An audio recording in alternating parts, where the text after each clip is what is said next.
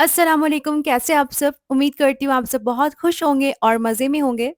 आज मैं शेयर करने जा रही हूँ बहुत ही मज़ेदार डिलीशियस चिकन ड्रम स्टिक्स की रेसिपी। अक्सर हम इसे कैफ़े में खाते हैं और ये बहुत ही मज़े के लगते हैं, तो चलिए करते हैं इसकी रेसिपी को स्टार्ट। मैंने यहाँ पर ले लिए हैं 4 बड़े चिकन के ड्रम स्टिक और 2 बड़े साइज़ के आलू। साथ ही मैंने गार्लिक क्लोव्स ले लिया है और इन चीज़ों को हमने पहले अच्छी तरह से बॉयल कर लेनी है। तो पानी में थोड़ा नमक शामिल करके इन तमाम चीज़ों को अच्छी तरह से हमने बॉयल कर लेनी है। नमक शामिल करने के बाद अच्छी तरह से मिक्स कर लें और लिड से कवर करके इसे हमने अच्छी तरह से बॉईल कर लेनी है। मीडियम फ्लेम पर करीब 15 से 20 मिनट लगेंगे और ये अच्छी तरह से बॉईल हो चुकी है यहाँ। जो भी पानी है उसे डिस्कार्ड कर दें और इन चीज़ों को हमने एक बोल में निकाल लेनी है। तो आप चाहें तो इन्हें कूल कर सकते हैं, मैंने डायरेक्टली पानी से निकाल कर बोल में शामिल कर दिया है। अब हमने चिकन ड्रमस्टिक से बोन और फ्लेश को अलग कर लेनी है। तो इस तरह से मैंने सारे के सारे चिकन को मैंने बोन से अलग कर लिया है। अब चिकन में हमने उबले हुए आलू को अच्छी तरह से शामिल कर देनी है और इन दोनों चीज़ों को हमने अच्छी तरह से मिक्स कर देनी है। तो सबसे पहले हमने पोटैटो को मैश कर लेनी है, तो किसी भी फ़ोर्क की मदद से या फिर पोटैटो मैशर की मदद से आप इसे अच्छी तरह से मैश कर लें।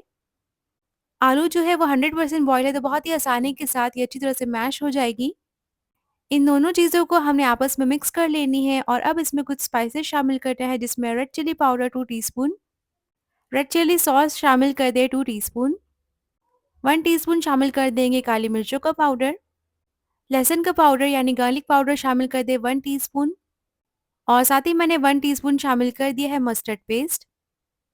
अब सारी चीज़ों को आपस में अच्छी तरह से मिक्स कर ले, तो हाथों की मदद से मिक्स करते हैं या फिर किसी भी स्पून या फिर स्पैचुला की मदद से अच्छी तरह से मिक्स कर ले। मिक्स करने के बाद ये कुछ इस तरह से हो जाएगी। अब हमने ले लेना है 1 अदद अंडा, उसमें शामिल कर देंगे हाफ टी स्पून के करीब सॉल्ट। अंडे को हमने अच्छी तरह से फेंट लेना है, तो मैंने यहाँ पर फोक का यूज़ किया है और अच्छी तरह से इसे फेंट रही हूँ। बेसिकली अंडे से हमने इसकी कोटिंग तैयार करनी है। अब यहाँ पर मैंने हाफ कप चीज़ ले लिया है और उसे शामिल कर दूँगी चिकन वाली मिक्सचर में।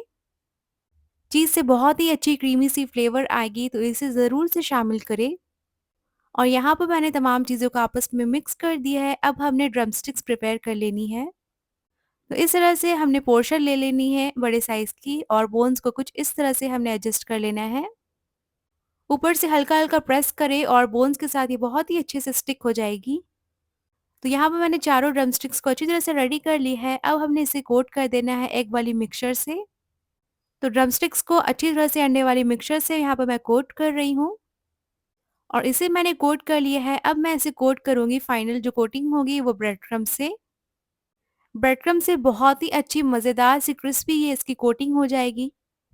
आप चाहें तो घर पर बहुत ही आसानी के साथ प्रिपेयर कर सकते हैं ब्रेड क्रम्ब्स। बस ब्रेड ले लें और उसे ग्राइंडर में चला लें। अब इस बात का ख़ास ख्याल रखें कि 15 मिनट के लिए हमने बिल्कुल अच्छी तरह से इसे फ्रीज़ कर देनी है, ताकि ये बहुत ही अच्छे से सेट हो जाए।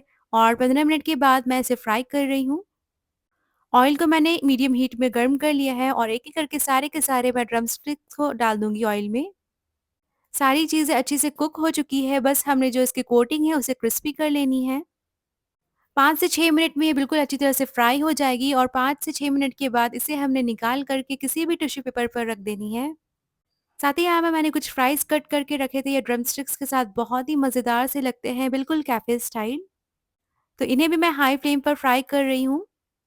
तो फ्राइज़ को मैंने 5 से 6 मिनट के लिए अच्छी तरह से फ्राई कर लिया है मीडियम टू हाई हीट पर और इसे भी मैं निकाल रही हूँ। तो देखिए बहुत ही अच्छी गोल्डन से क्रिस्पी फ्राइज़ हमारे फ्राई हो चुके हैं, अब इसे हमने सर्व कर लेनी है। तो यहाँ पर देखिए बहुत ही मज़ेदार से मैंने ड्रमस्टिक्स को सर्व कर लिया है फ्राइज़ के साथ और साथ ही मैंने केचअप रखा है।